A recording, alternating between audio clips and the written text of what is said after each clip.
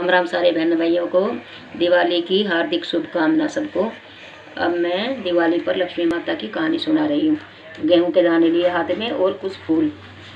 एक साहूकार था, उसकी बेटी प्रतिदिन पीपल पर जल चढ़ाने जाती थी। पीपल पर लक्ष्मी जी का वास था। एक दिन लक्ष्मी जी ने साहूकार की बेटी से कहा, तुम मेरी सहेली बन जाओ। उसने लक्ष्मी जी से कहा, मैं कल अपने पिता से पूछकर उत्तर दूंगी। पिता को जब बेटी ने बताया कि पीपल पर एक स्त्री थे, मुझे अपनी सहेली बनाना चाहती है, पिताश्री ने हाँ कर दी। दूसरे दिन साहूकार की बेटी ने सहेली बनाना स्वीकार कर लिया।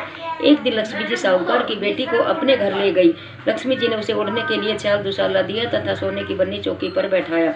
सोने की थाली में उसे अनेक प्रकार के व्यंजन खाने को दिए। जब साहूकार की बेटी खा पी कर अपने घर को लौटने लगी तो लक्ष्मी जी बोली, तुम मुझे अपने घर कब बुला रही हो?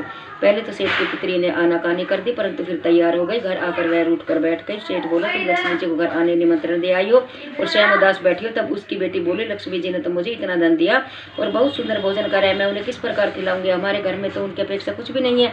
तब सेठ ने कहा, जो अपने से बनेगा वही खातिर कर देंगे। तू फौरन गोबर मिट्टी से चौका लगाकर सफाई कर दे।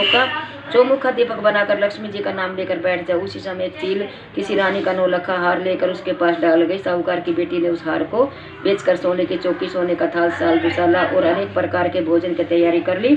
थोड़ी देर बाद गणेश जी और लक्ष्मी जी उसके घर पर आ गए। साहूकार की बेटी ने बैठने के लिए सोने की चौकी दी। लक्ष्मी ने बैठने का बहुत मना किया और कहा कि इस पर तो राजा रानी बैठते। तब सेठ की बेटी ने लक्ष्मी जी को जबरदस्ती चौकी पर बैठा दिया।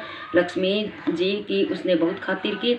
इससे लक्ष्मी जी बहुत प्रसन्न हुई और साहूकार बहुत अमीर बन गया है। लक्ष्मी देवी, जैसे तुमने साहूकार की बेटी को चौकी स्वीकार की और बहुत सा धन दिया, वैसे ही सबको देना। वो लक्ष्मी माता की जय। ऐसे